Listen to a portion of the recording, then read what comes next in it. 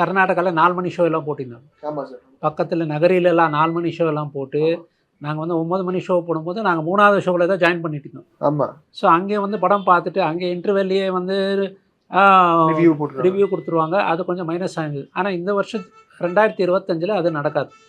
ஏன்னா கர்நாடகாவில் ஸ்டாப் பண்ணிட்டாங்க. ஆமாம் ஆமாம். ஆந்திராலையும் ஸ்டாப் பண்ணிட்டாங்க. ஸோ தமிழ் சினிமா 2025 ஆரோக்கியமாக இருக்கும். ரிவ்யூவும் கம்மியாக வரும். ஏன்னா யாரும் பார்த்து ரிவ்யூ பண்ண முடியாது. அவங்க ரிவ்யூ சொல்கிறதுக்கு முன்னாடி இப்போ 2 ஷோ முடிஞ்சிடும். இல்லை சார், அதான் முன்னாடி அந்த படங்கள் தாண்டி ஒரு பிளான் இருக்கும்ல சார், அதே மாதிரி தான் இப்போ பண்ணிட்டு இருக்காங்களா இந்த ப்ரமோஷன் சொல்கிறேன் சார். இப்போ படம் நல்லா இருக்குன்னு சொல்லி படம் வாய்ப்பு பார்ப்பீங்க, இல்லை நிறைய ப்ரமோஷன்ஸ் சொல்லியிருப்பாங்க சார். ப்ரமோஷன்ஸ் நீங்கள் பார்த்தீங்கன்னா இப்போ எனக்கு தெரிஞ்சுது நிறைய ப்ரொடியூசருங்களுக்கு வந்து டைரக்டருங்களுக்கு படம் காமிக்கிறது இல்லை. அவங்களே வந்து ஃபர்ஸ்ட் டே ஃபர்ஸ்ட் ஷோ கூட ஆடியன்ஸ் கூட உட்காந்து தான் படம் பார்க்குறாங்க. எப்படி சார் அவ்வளோ காசு போட்டு பண்ண? அதுதான் கொடுமை. இப்போது ஒரு ரிவ்யூவர் சொன்னார், ஒரு சிஇஓ சொன்னார், நாங்கள் படமே பார்க்கல, சென்சார் போட்ட அப்புறம் தான் தெரியும் டைரக்டர்ஸ் வந்து இது என்னோட ப்ரீராகேட்டிவ், நான் படத்தை காமிக்க மாட்டேன் அப்படின்னு சொல்லிட்டு அவங்க இந்த மாதிரி வரும். அந்த டைரக்டர்ஸ் கட்டுன்னு வரும், ஒரு கிளிம்சஸ் மாதிரி காமிப்பாங்க. அது பார்த்துட்டு ஓஹோ படம் நல்லா இருக்குன்னு சொல்லிட்டு இவங்க ப்ரமோட் பண்ணுவாங்க.